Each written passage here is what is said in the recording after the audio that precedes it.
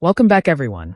Before we dive in, make sure you drop your thoughts and the lessons you took from this story in the comments. And don't forget to like and subscribe. Let's get into it. The smell hit me first when I walked into that hotel room. Cheap perfume mixed with something sterile and medicinal. The scent curling into my throat until I had to swallow hard not to gag as I stepped past the crime scene tape. A uniformed officer checked my identification, glanced at his clipboard, then nodded for me to go through. My hand trembled so badly when I slid my wallet back into my purse that the leather slipped against my fingers, slick with sweat. "Mrs. Patterson, your husband was found here approximately 4 hours ago," the detective said, his voice flat like someone who had delivered this kind of news too many times. The front desk called 911 when housekeeping heard a thump. By the time paramedics arrived, he had already suffered a massive stroke. I stared at the unmade bed, at the rumpled white sheets and scattered clothes that definitely did not belong to my husband. A red dress lay draped over a chair, heels neatly kicked off beside the bathroom door. The Saul said size 7. I wore size 9. Where was he going? I asked, even though the answer was already burning in my gut, hot and ugly. My voice sounded distant, like it belonged to someone else. The detective shifted his weight. "Ma'am, the room was registered to a Monica Blackwell. Do you know that name?" Monica, the woman from Wesley's office. The one he had sworn was just a colleague, just a friend, someone he sometimes grabbed lunch with between meetings. I had met her twice at company events. She had a husband, kids in elementary school, and a smile that showed perfect white teeth. At the last holiday party, Monica had stood in my kitchen at our house and asked for my peach cobbler recipe while my husband refilled her wine glass. She had laughed at my jokes and complimented my dress. I had thought she seems nice. Now that memory tasted sour. My phone buzzed in my purse, vibrating against my hip like a heartbeat. I pulled it out with numb fingers. My daughter's name lit up the screen, Skylar. 17 years old, probably terrified. "Mom, is Dad going to be okay?" she asked before I could say hello, her voice cracking. "They will not tell me anything and Grandma is crying, and I do not understand what is happening." The hotel room tilted slightly, as if the floor had shifted under my feet. I closed my eyes and forced my voice steady. "I am coming to the hospital now, baby. Just wait for me. I will be there soon." 45 minutes later, I stood outside Wesley's hospital room at County General, staring through a small window in the door. He lay in the bed with tubes everywhere, monitors beeping steadily around him, his skin a shade paler than I had ever seen it. One side of his face drooped. His left arm lay limp on the blanket. His eyes were open but unfocused, floating past the television, past the four-pole, until they finally landed on the glass where I stood. Something flickered there, recognition, fear, guilt all tangled together. Skylar sat in a chair by the window, her backpack still on her shoulders like she had run straight from school without stopping. My baby girl, tall and beautiful, with her father's eyes and my stubborn chin. She looked up and, when she saw me, relief flooded her face. "Mom." She jumped up and crashed into my arms so hard my back hit the door. "The doctor said it was bad. They said he might not walk again.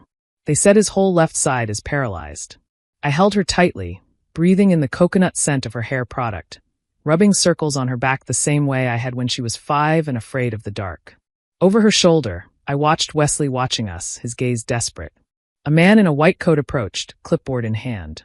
"Mrs. Patterson?" he asked. "I am Dr. Leonard Hayes. Can we step out into the hallway to discuss your husband's condition?" We moved into the corridor. Skylar stayed behind, clutching her father's good hand like it was an anchor in a storm. Dr. Hayes's eyes were kind but direct in the way that told me he dealt with hard truths every day. "The stroke was severe," he said. "Your husband has significant left-sided paralysis and serious speech impairment. He will need extensive rehabilitation and support, possibly for the rest of his life. There is a chance he will regain some function, but realistically he is looking at wheelchair assistance permanently and round-the-clock care at least initially." I nodded slowly, my mind racing somewhere else entirely. To the hotel room, the red dress, the detective saying the name Monica. My stomach twisted so hard I had to grip the rail along the wall. "His insurance will cover the immediate stay and part of his rehabilitation," Dr. Hayes continued. "But long-term care costs can be substantial. You will need to consider home health aides, physical therapy, and modifications to your living space. We have social workers who can help you navigate those decisions. There is also the matter of medical power of attorney," he added. As his spouse, you will be the one making decisions about his treatment plan going forward. We will need various signatures from you. Of course, I heard myself say automatically, even as something cold and hard settled in the center of my chest. The words felt like they belonged to the version of me who had existed before the detective said the name Monica Blackwell. When we went back into the room, Wesley's mother was there. Brenda Patterson stood on the far side of the bed, clutching a tissue in one hand and her son's limp fingers in the other. Her eyes were red and puffy. Ariana, thank God you are here, Brenda said, reaching for me immediately. Isn't this terrible? My baby boy. We have to do everything we can for him. Everything. He is going to need us so much. I gently extracted my hands from hers. Brenda, can you give me a moment alone with Wesley? I asked. Just a minute. She hesitated, glancing at Skylar, clearly sensing something in my tone. But after a long beat, she nodded. Come on, sweetheart, she told my daughter. Let us go get something from the cafeteria. Skylar looked between us, confusion written all over her face, but she followed her grandmother out. The door clicked shut behind them, leaving me alone with the hum of machines and the faint whoosh of oxygen. I walked slowly to Wesley's bedside. His eyes tracked my movement, wide and pleading. He tried to speak, but only garbled sounds came out, thick and wet. Drool slipped from the corner of his mouth. I knew I should feel sympathy. 15 years of marriage, a daughter together, a whole life built on what I had believed was solid ground. Instead, I felt something else, tight, controlled, and ice-cold. I reached into my purse and pulled out the small plastic evidence bag the detective had handed me at the hotel. Wesley's personal effects, his wallet, his dead phone, and a folded receipt that had been in his jacket pocket. I held the receipt up where he could see it clearly. Room service from last Tuesday, I said quietly. Champagne and chocolate-covered strawberries. His eyes filled instantly, tears pooling like ink. He tried to shake his head, but his neck barely responded. You told me you were working late at the office last Tuesday. I continued, my voice unnervingly steady. You texted me at 9 o'clock, saying you would be home soon. Wesley let out a strangled sound, his right hand lifting toward me in a clumsy reach. I stepped just out of his range as if his fingertips carried fire. How long, Wesley? I asked. How long with Monica? He made another desperate noise, part sob, part apology that never formed into full words. The police told me everything, I said. She was there when you collapsed. She panicked and ran. Did you know that? She left you on that floor and did not even call 911. The housekeeper found you 20 minutes later. A tear slid from the corner of his eye and disappeared into the pillow. His chest heaved once, then again, like he was trying to push words through a broken pipeline. They need me to sign papers, I said, slipping the receipt back into the bag. Power of attorney. Financial responsibility. Care decisions. Everyone assumes I am going to step in and save you from the consequences of your choices. His fingers curled into the blanket. He tried to say my name and only managed a thick, slurred Ari that shattered in the air between us. I am going to need time to think about all of this, I said. Then I turned and walked out, ignoring the choking sound behind me. In the hallway, I pressed my back against the wall and finally let out a breath I felt like I had been holding for 8 months. My phone buzzed again. The caller ID showed an unknown number with a local prefix. I answered on reflex. Hello, Mrs. Patterson? This is Calvin Blackwell, the man on the other end said, his voice rough with exhaustion. I am Monica's husband. I think we need to talk. 30 minutes later, we sat across from each other in a small coffee shop 3 blocks from County General. Calvin's hands were wrapped around a mug he had not touched, his eyes red-rimmed and tired. His shirt looked wrinkled, as if he had slept in it. I found the hotel charges on our credit card statement 2 months ago, Calvin said, staring at the table instead of at me. When I confronted her, she admitted everything. She said it had been going on for 8 months, maybe longer. She was not even sure anymore. 8 months. I tried to trace back through time, to pin down when Wesley had started acting different. The new cologne, the extra gym sessions, the way he angled his phone away from me when he was texting. She told me it was over, Calvin continued. Swore it was done. I believed her because I wanted to. We have 2 kids. I thought we could fix it. He gave a bitter laugh that held no humor.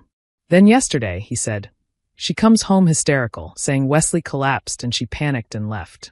She is terrified she will be charged with something for not helping him. She should be. I said flatly before I could stop myself. The words came from somewhere deep and raw. Calvin nodded slowly. I kicked her out last night. Told her to go stay with her sister. I am filing for divorce next week. He finally looked up at me. I am sorry. I know that does not help you, but I am sorry. It is not your fault, I said. None of this is your fault. He pushed a folder across the table. The manila edges were creased and soft from being handled. These are copies of everything I found. Hotel receipts going back 8 months. Restaurant charges. Even a weekend trip to Charleston they took in June.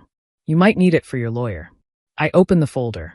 Page after page stared back at me, time-stamped and neatly itemized proof of my husband's betrayal. In June, when he said he was going to a medical supply conference in Charleston, I had spent the weekend painting Skylar's bedroom with her, singing along to music and laughing about nothing. Thank you. I managed my throat tight. For what it is worth, Calvin said quietly, standing up. I hope he recovers enough to understand what he lost. Mine already knows. Then he left, the bell over the door chiming softly behind him. I sat there a long time, staring at the evidence spread across the table. Other customers came and went. The barista wiped down a nearby counter. Outside, traffic crawled past in the gray November drizzle. Eventually my phone rang again. Brenda. I answered, bracing myself. Ariana, where are you? She demanded. The doctor needs your signature for Wesley's transfer to the rehabilitation facility tomorrow. And we need to talk about bringing him home. He cannot do stairs, so we will have to convert the downstairs to a bedroom. My friend can give us a quote on ramps and bars for the bathroom. Brenda, I said, cutting in. I need to tell you something first. What? She asked. What now? What could possibly be worse than this? I took a breath. Wesley was having an affair, I said plainly. He was with his mistress when he had the stroke. That is why he was at that hotel. There was a long silence on the other end of the line. Then, no, that is not possible. Wesley would not do that. He loves you. Someone is lying to you. I have proof, I said. Hotel records. Receipts. Her husband confirming it. This is not a misunderstanding. I do not care what you think you have, Brenda snapped, her voice rising. My son is lying in a hospital bed paralyzed, and you are making up stories about affairs? What kind of wife are you? The words hit like small stones. Familiar ones. Words I had half expected from somebody. He needs you right now, she said. You are supposed to stand by him. That is what marriage means. For better or worse. In sickness and in health. Or did those vows mean nothing to you? She hung up before I could answer. I stared at my phone for a long moment, then slipped it into my purse, gathered Calvin's folder, and drove to my sister's house instead of back to the hospital. My older sister, Marissa, lived 40 minutes away in the suburbs with her husband, Louis, and their twin boys. When she opened the front door and saw my face, she did not ask any questions. She just pulled me inside and wrapped me in a hug. Wesley had a stroke, I said once we were sitting at her kitchen table. He is paralyzed, and he was with another woman when it happened. Marissa's mouth fell open. What? She whispered. Start from the beginning. The words poured out of me then. The hotel room, Monica's name, Calvin's folder, the receipts, Brenda's denial. Marissa listened without interrupting, her hand resting over mine.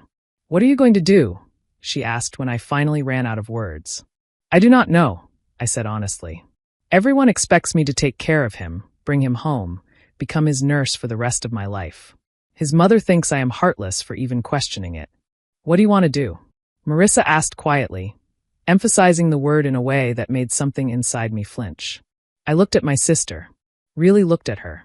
She had divorced her first husband 5 years ago after he emptied their bank account for online gambling.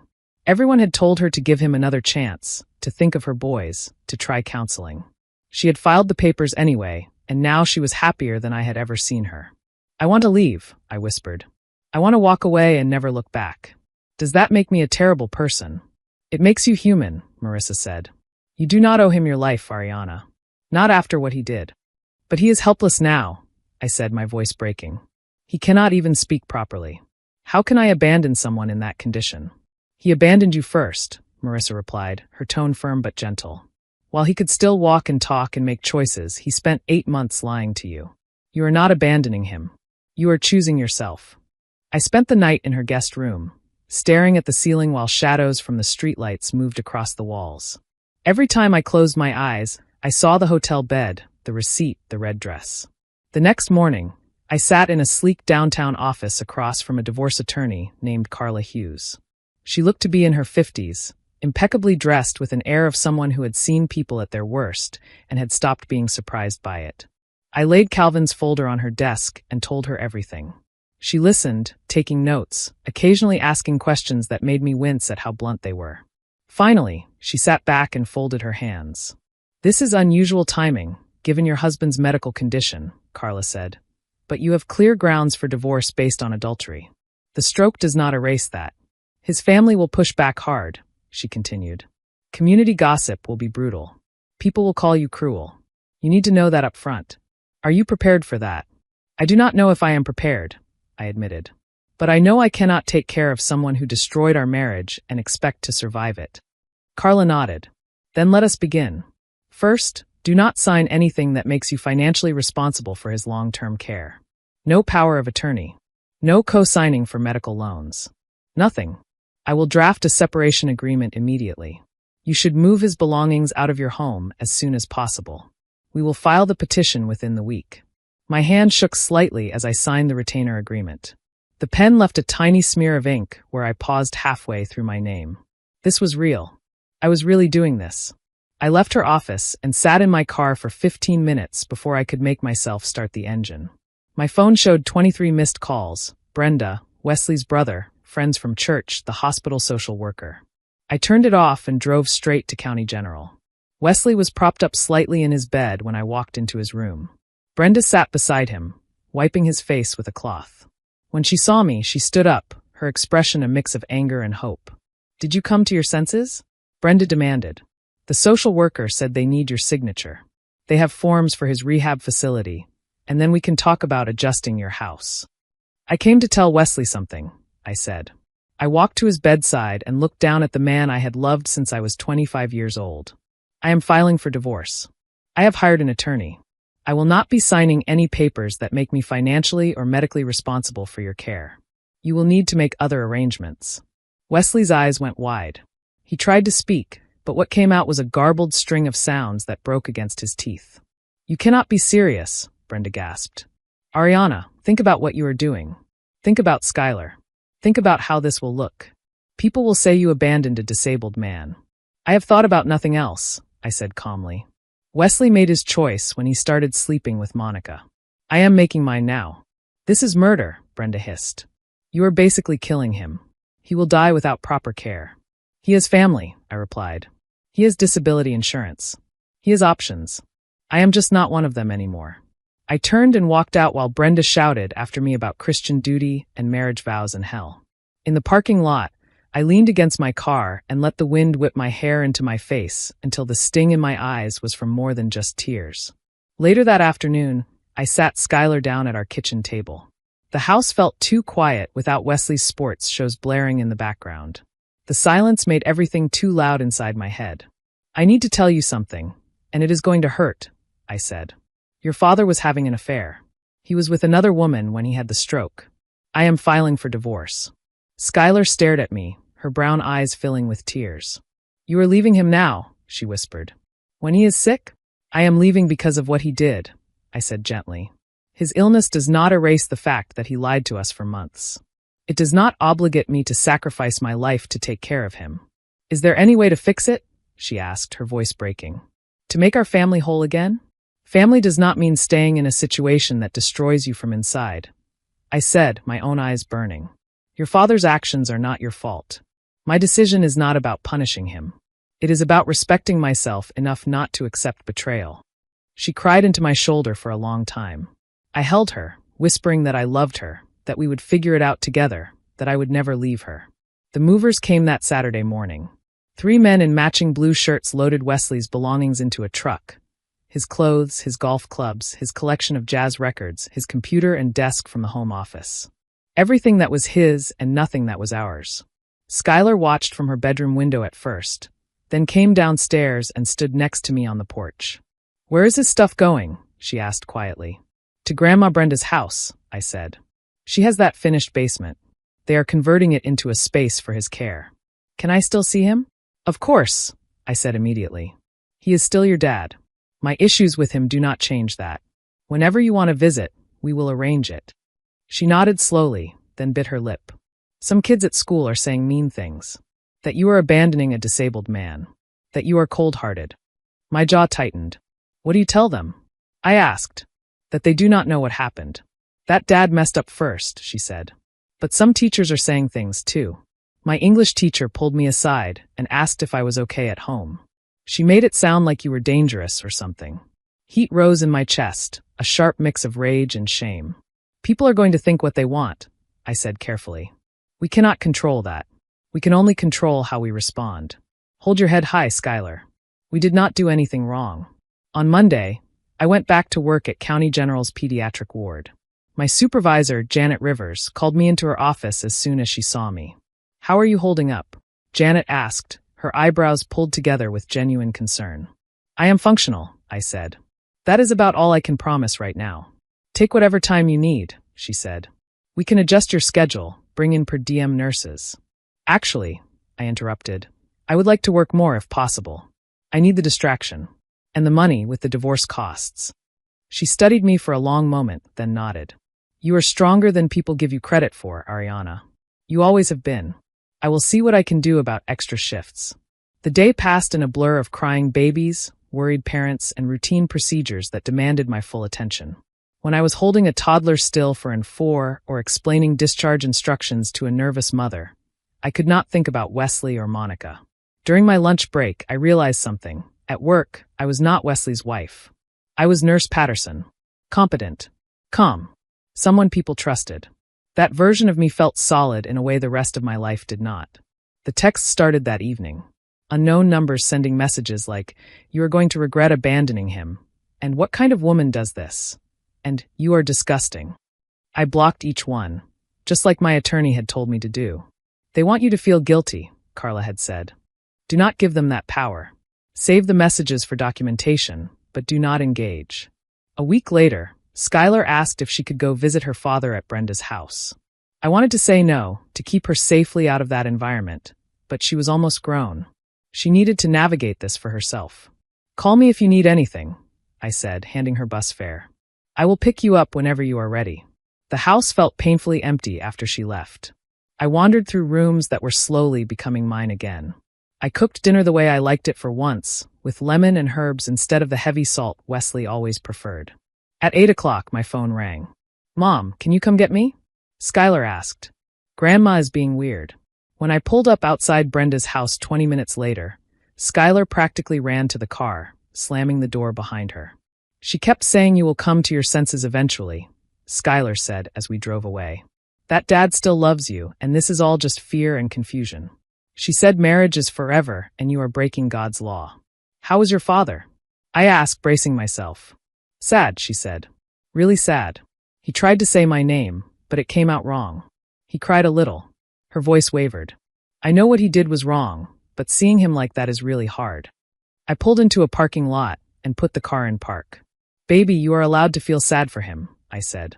You are allowed to love him and be angry at him at the same time. Those feelings do not cancel each other out. Are you sad for him? She asked. I thought about it honestly. I am sad that this happened, I said. I am sad our family fell apart. But I am not sad I chose to leave. There is a difference. She nodded slowly. I think I understand, she said. A few days later, Carla called with an update. Wesley hired an attorney, she said. His name is Robert James. He is filing a response claiming emotional distress and abandonment, asking for spousal support while your husband is disabled. Spousal support after what he did? I said, my anger sparking back to life. It is a common tactic, she replied. They are betting the judge will be sympathetic given his condition. But we have solid evidence of the affair. He is the one who broke the marriage. He is receiving disability payments. We will argue he is not destitute. Next step is mediation in 3 weeks. Around that same time, I started therapy with a psychologist named Dr. Valerie Walker, a woman in her 50s with warm eyes and an office full of plants and soft lighting. Tell me what brings you here, she said during our first session.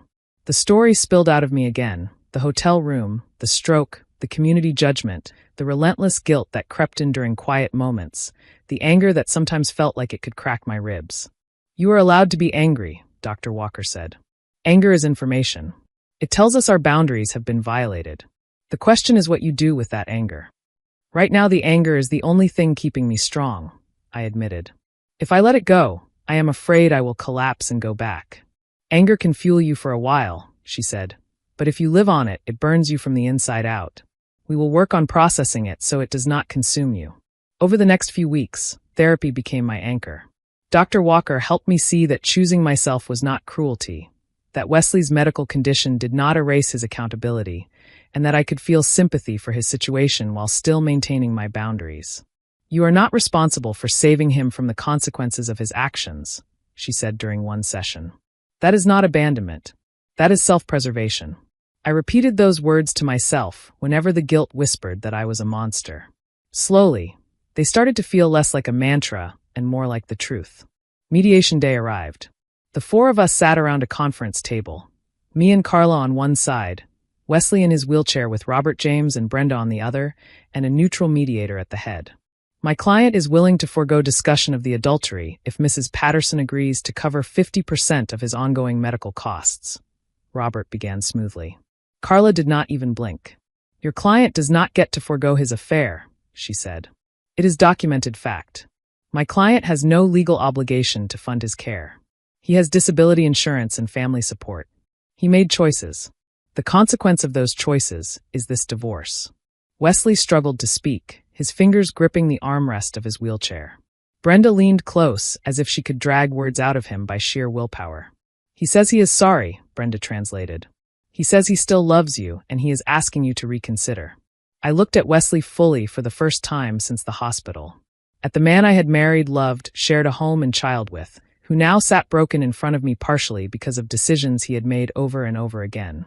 I do not love you anymore, I said quietly. The room went very still. I am sorry you are sick. I am sorry this happened to you. But I cannot forgive what you did.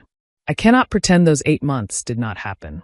I cannot spend my life caring for someone who destroyed what we had. Brenda gasped as if I had slapped her. How can you say that to him? She cried. Look at him, Ariana. He is helpless.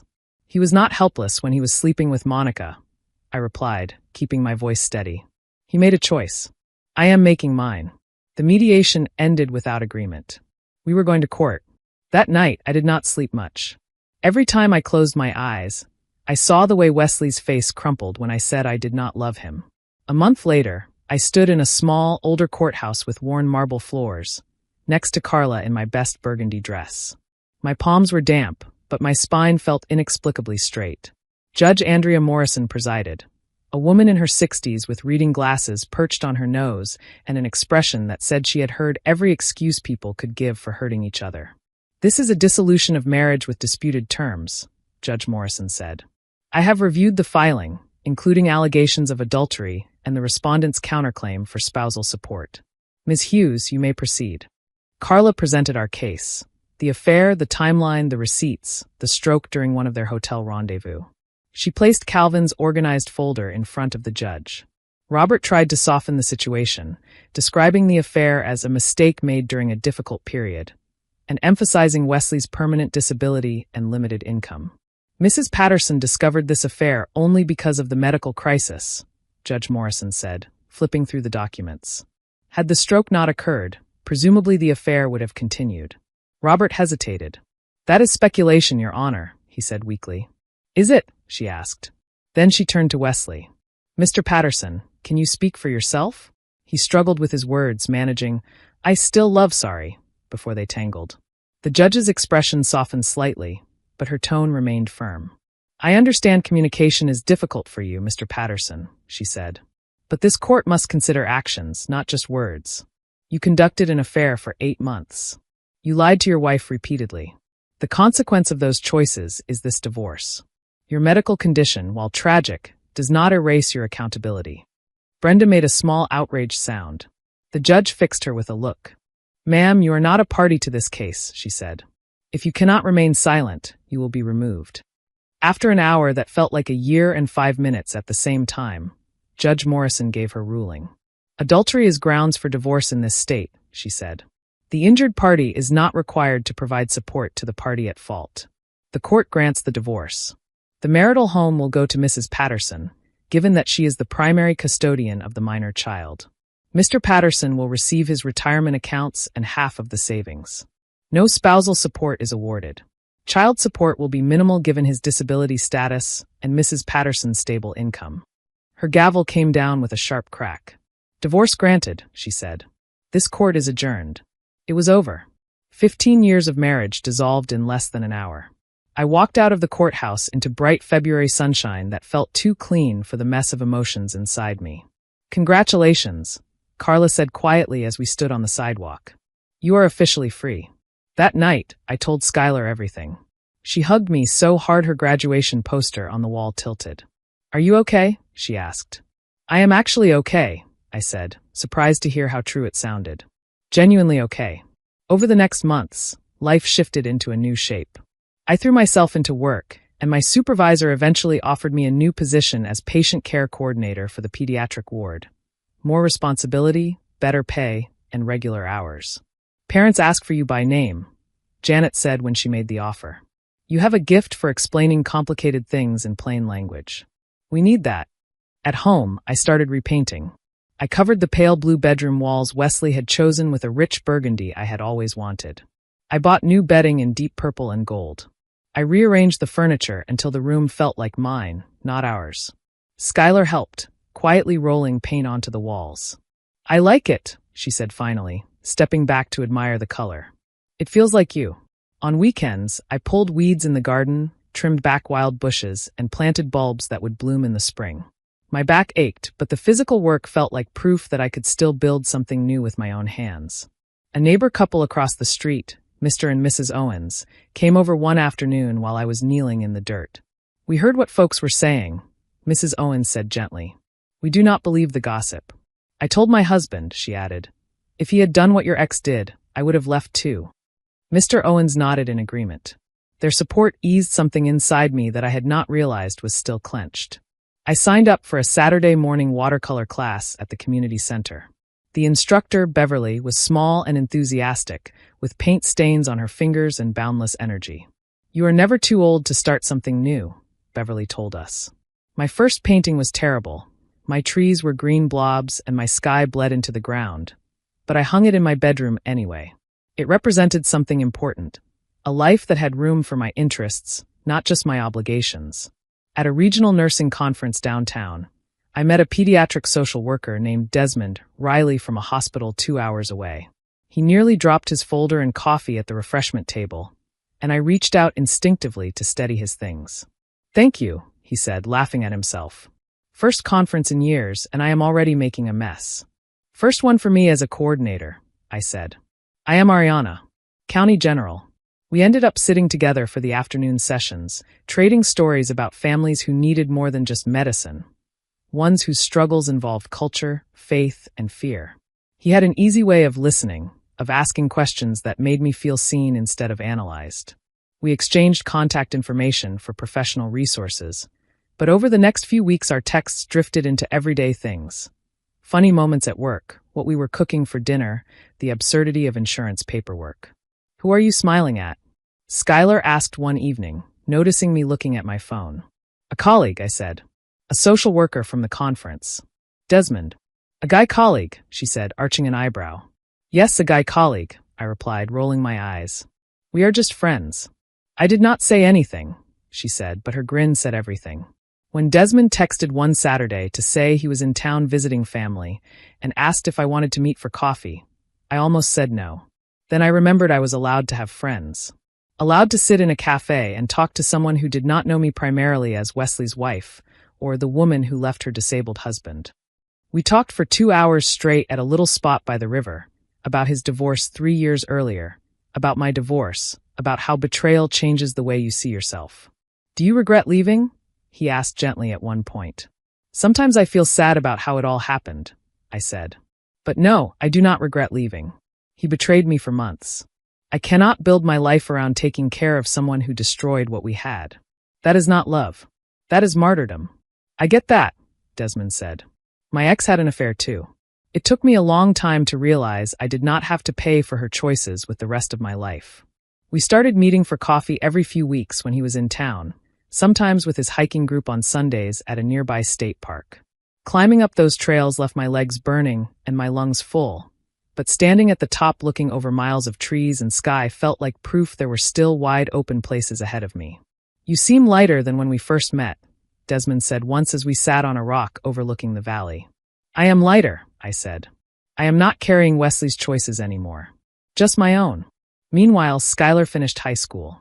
Graduation took place on a warm June evening on the football field, the air buzzing with excitement and the smell of cut grass. I sat in the bleachers, stomach fluttering with pride and a little ache. Brenda had wheeled Wesley onto the field, positioning his chair several rows back. We exchanged polite nods and nothing more. This day belonged to Skylar, not our history. When they called her name, I stood and cheered so loudly people around me jumped. She grinned when she spotted me, holding up her diploma like a trophy. A week later, Skylar and I flew to Hawaii for a 5-day trip to Maui, the vacation I had once only dreamed about when my life revolved around other people's needs. We swam, snorkeled, tried new food, and took a helicopter tour over volcanic landscapes that looked like another world. On the beach one evening, watching the sky turn orange and purple, Skylar turned to me. "I was really angry at you at first," she admitted. "When you left Dad, I thought you were being cruel. I did not understand how you could walk away from someone who was sick." My chest tightened. "I know," I said softly. "I could feel it, even when you did not say it." "Therapy helped," she said. "Seeing you rebuild your life helped. I realized you were not being cruel. You were protecting yourself, setting boundaries. I needed to see that. To see that self-respect matters more than what people think." Tears stung my eyes. "That means everything to me," I said. I pulled her close, both of us listening to the waves as they rolled in and out, steady as breath. Months turned into a year. I settled into my role as patient care coordinator, and then into a promotion as senior coordinator and later, director of patient services. My days were full but meaningful. I helped families navigate terrifying diagnoses, complicated insurance systems, and hard choices. Skylar left for college 2 states away, nervous and excited. We moved her into her dorm room, arranged her posters, and made her bed with the new comforter we had picked out together. "Will you be okay here alone?" she asked, her eyes shiny as she hugged me goodbye. "I will miss you like crazy," I said. "But I will be okay. Better than okay. I am figuring out who I am again." The first night back in the house alone, the silence felt enormous. I wandered from room to room, touching the back of a chair here, straightening a frame there, grounding myself in this life I had built. When Desmond texted to ask how the drop-off went, I told him the truth. Hard but good. "The house is really empty now."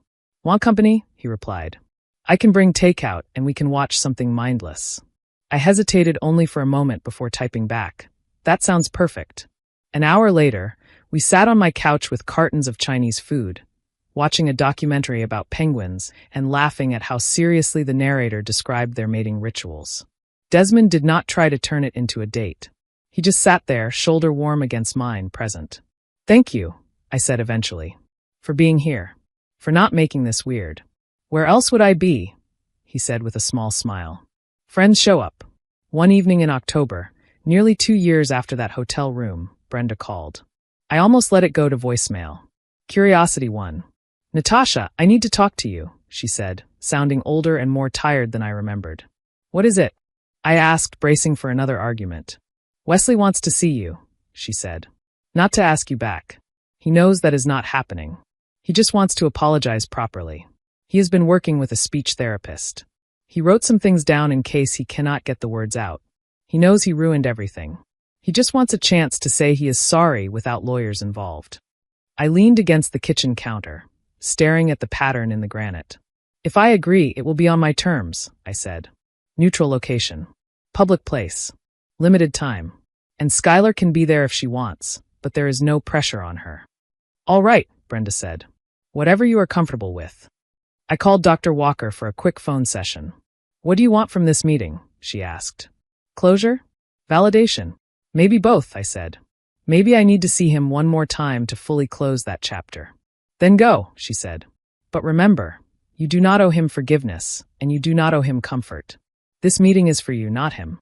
Skylar came home for the weekend, so she could be there. We met Wesley and Brenda at a coffee shop on Elm Street. The place was busy, the clatter of cups and low murmur of conversation forming a protective background hum. Brenda pushed Wesley's wheelchair through the door exactly on time. He looked thinner than I remembered, his face gaunt, but his eyes clearer and more focused. He wore a blue shirt I recognized from years ago, hanging looser on his frame now.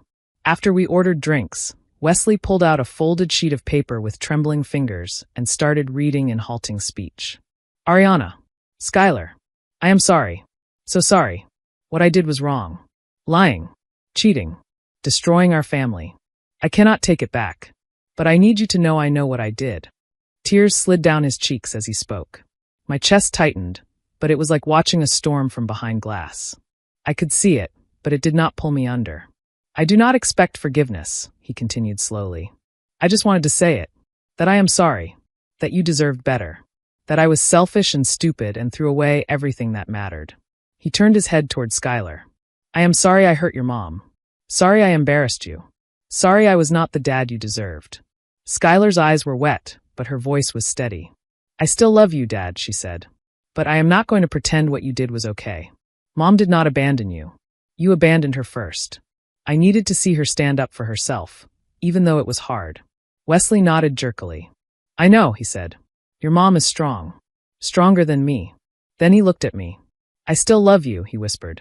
Cannot help it. But I know we are done. I just wanted you to hear me say you were right to leave. I would have left me too.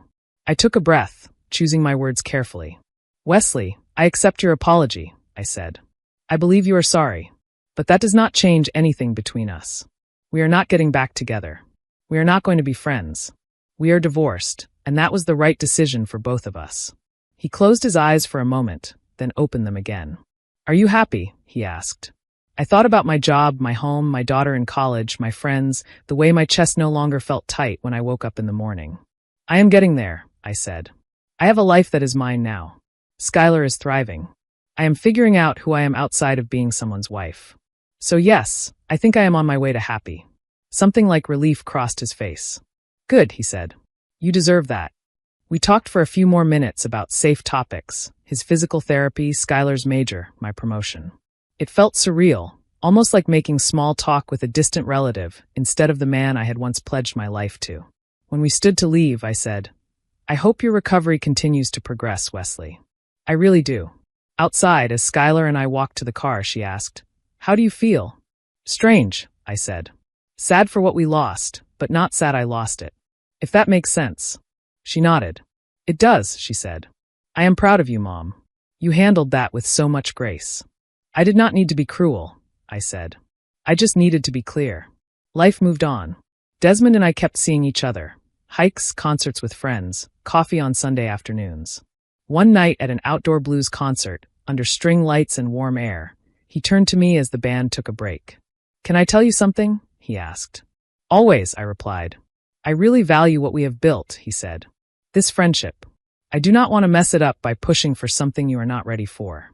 But I also want you to know that I see you, Ariana. And I think you are remarkable. My breath caught. Desmond, I began. I am not asking for anything, he said quickly. I just wanted you to know. No pressure. We will keep things as they are unless you decide otherwise. I am not ready for a relationship, I admitted. I am still figuring myself out. But I value this too. Your friendship means a lot. Then that is enough, he said with a smile. For now. Years after that first night in the hotel room, I stood in my backyard on a warm June evening, hosting a small gathering. Marissa and Louis were there with their boys. Deandra from work came with her husband. Janet and her husband arrived with a bottle of wine to celebrate my latest promotion, to Director of Patient Services.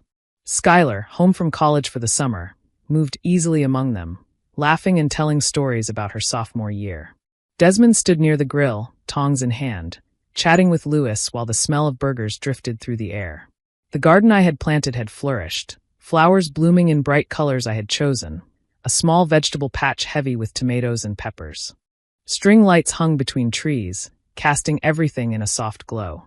This is lovely, Marissa said, squeezing my arm as we watched everyone.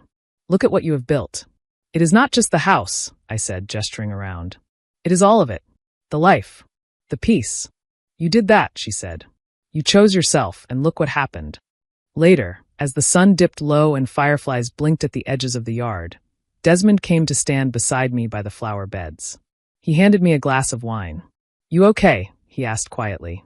"Better than okay," I said, looking at my friends, my daughter, my home. "I am happy. Genuinely, surprisingly happy." "You should be," he said. "Look at everything you have accomplished. It was not easy, but you did it." He hesitated, then added, "Can I tell you something else?" I turned to face him. "Always. I love you," he said simply. "Not in a way that demands anything from you. Not in a way that asks you to say it back. I love the woman you are, the life you have built, the strength you show. I just wanted you to know." For a moment, the sounds of conversation and laughter around us faded. I thought about the woman I had been in that hotel room, the one who felt like her world had ended. I thought about all the steps between her and the woman standing here now. "I love you too," I said, realizing it was true. Not the desperate kind of love I had before, where I needed someone to make me whole. The kind where I choose you because I want to, not because I have to. He smiled and kissed me, gentle and careful, like he understood exactly how much it had taken for me to get here. Later that night, after everyone had gone and the last dish had been washed, I stood alone in my living room. Paintings from my classes hung on the walls. Photos of Skylar's graduation and our trip to Hawaii filled the frames on the shelves. My phone buzzed with a new message from Wesley's number. I suspected Brenda had typed it. "Heard about your promotion," it read. "Congratulations. You always were the stronger one." I looked at it for a long second, then deleted it without replying. That chapter was closed. Nothing he said could reopen it. I walked to my reading nook by the window and sat down with my journal, the one Dr. Walker had encouraged me to keep. I wrote about the party, about Desmond, about the quiet sense of rightness settling into my bones. I wrote about future plans, maybe a trip to New York City, advanced training courses, the idea Desmond had of starting a group home for medically fragile kids one day and how I might help. Skylar patted downstairs in pajamas and curled up in the chair across from me. "You look happy," she said, watching me. "I am," I replied. "It feels strange to say it and mean it, but I am. I am glad," she said. "You showed me that you can survive when your world falls apart and build something even better. I learned that from you." After she went back upstairs, I stepped out into the backyard. The flowers glowed softly under the string lights. The vegetables in the garden stood tall and strong. Everything I had planted had taken root and bloomed. So had I. If you enjoyed this story, please like, comment, and share this video with your friends. Subscribe and turn on the notification bell so you never miss a powerful story drop.